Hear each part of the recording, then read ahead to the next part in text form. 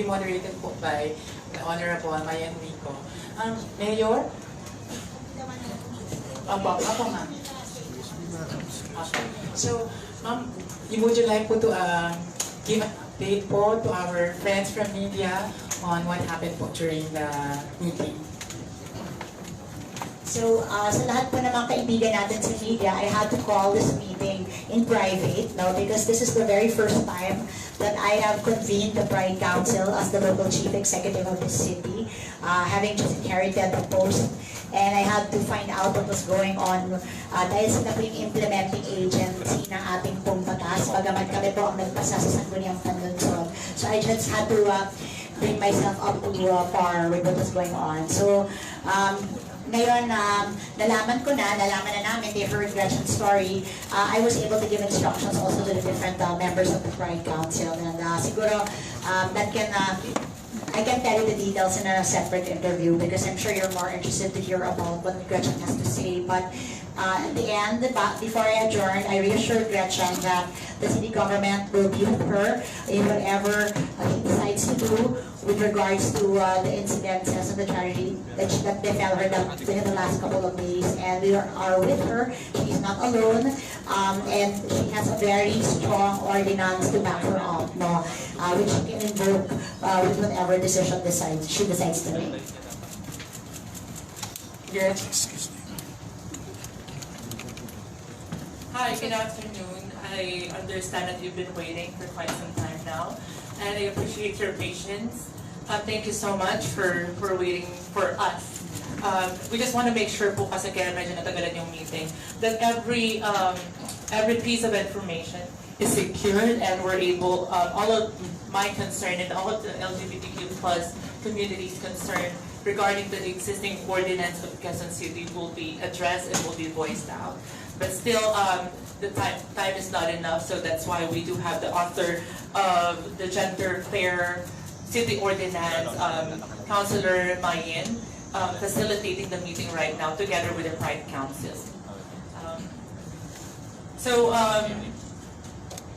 Just to give a brief summary of what happened, our Mayor Belmonte, who's a proud supporter of the LGBTQ plus community, has assured me that our voice, the LGBTQ plus community, is heard.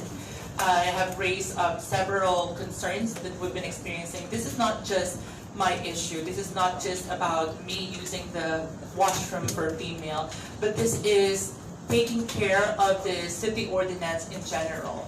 We'd like to ensure that the gender fair city ordinance is not just a facade that we show to people. That this is not just a celebration that we see every day. That look at Quezon City. They have Queen of Quezon City celebrating the beauty of the transgender community. Look at them. They are conducting film festivals for the LGBTQ plus community. It's not just that. It's going deeper. It's about implementation of the existing city ordinance. We do have a very comprehensive, in fact, they label it as the most comprehensive gender protection city ordinance in the Philippines. And it is such, it's disappointing that what happened to me happened inside Quezon City, which is supposed to be celebrating, accepting, and embracing people like me, because we are also human beings. Now, that is what they're trying to work on right now. I've specifically talked to different departments in Quezon City who's supposed to be helping in implementing the city ordinance, and they told me some of them are new, and I cannot blame them for that. I also asked them what have they done so far, and I have received promises from them, commitment from them, that they will try to improve the implementation of the city ordinance. Nevertheless, I've already decided that we will push through with the fight against this establishment, Farmers Plaza. It's a clear violation of the gender fair ordinance. So today we will be pushing through in filing our complaint against them.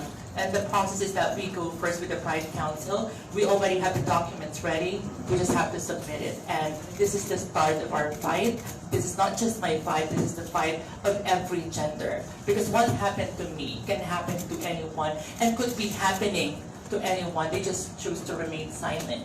Some of them told me that the reason why we're not checking on it is because no one is complaining.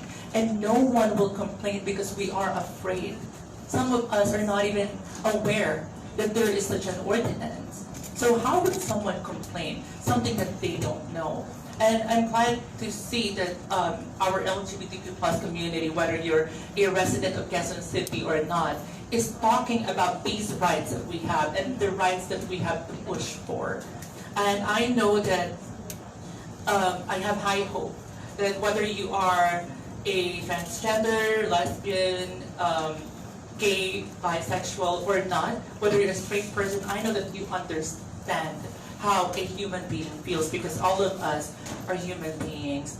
And I think I'd like to take this opportunity as well to talk to our president. It is a very big step that he signed the Bawal ang Bastos law, and it's very admirable of him, and it just shows how much he loves the LGBTQ plus community. So Mr. President, naumpisahan na po natin, sana ituloy-tuloy na po natin ang ipasa ang Soji Equality Bill. I think it's about time for us to wake up. Ilan pa po bang katulad ko ang mahaharas? Ilan pa po bang katulad ko ang babastusin? Ilan pa bang katulad ko ang iti-deprive ng karapatang gumamit lamang ng simpleng palikuran? Remember, I just want to be. And P is P-E-E. I just want to protect, educate, and empower. And hopefully everyone would like to be as well. Because we all have our rights to protect. Whether you're a straight man or a woman, you would like to protect your rights. And also education is really important. Because with wisdom comes understanding. And when we understand one another, we become more tolerable with one another. We become more considerate with one another, thus making our society free of judgment, free of discrimination, and free of harassment. And lastly, we would like to empower. I'd like to show the transgender community, the LGBTQ plus community, that we have the voice, that we are not alone. But no matter what our political differences is, difference in opinion, difference in lifestyle, we are all united in one cause. Na nagkakaisa po tayo, iisa lang po tayo ng gustong mangyari rito. Yung mapakinggan yung ating boses at magkaroon ng pantay-pantay na karapatan.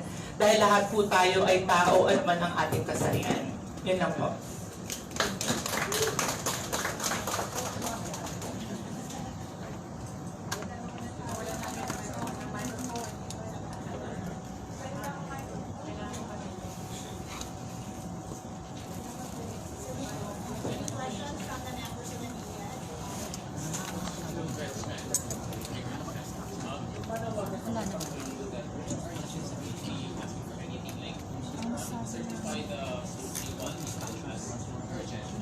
Definitely po.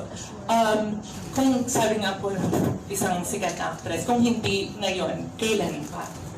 Ang dami, if what happened to me happened in the friendliest city to the LGBTQ plus community, how much more to those cities which does not have this comprehensive ordinance?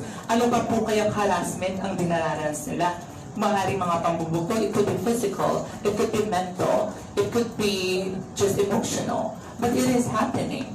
If it happened in Quezon City, one of the best rules that we have, city ordinances, when it comes to protecting the LGBTQ plus community's rights, how much more sa mga walang ordinansa? Ano pa pong karapatan ang tatapakan ng mga tao kayong walang batas na mo pumoprotekta sa kanila? Isa lamang po akong tuldok sa populasyon ng Pilipinas. Hindi po ako naniniwala na minority ang LGBTQ plus community. Nakita niyo naman po ang power ng LGBTQ plus community pag nagsama-sama. May issue, nag-start lang po siya as maliit. And now it became a national issue simply because maraming tao po ang affected sa issue na to. Hindi lamang po ako. Maraming tao ang nakakaranas din po ng pambubuli, panghaharas nationwide. Not just in Quezon City, but everywhere here in the Philippines. In fact, this is happening globally. So, I do hope that our president, I think that he's the most powerful man in the Philippines, in our nation. and knowing that he has the sympathy, he has the heart for us. I know that he understands why we are pushing for our rights, why we are pushing for to make the SARCI Equality Bill a priority right now. Thank you, Gretchen. Before we take any more questions, we'd like to call on the members of the legal council and also some resource persons we invited today because this press conference was organized by the Lagablab Network. So we have today with us Attorney Claire De Leon of Lagablab Network, Attorney Victor Fontanilla of Lagablab Network as well. Please take your seats at the table, and of course,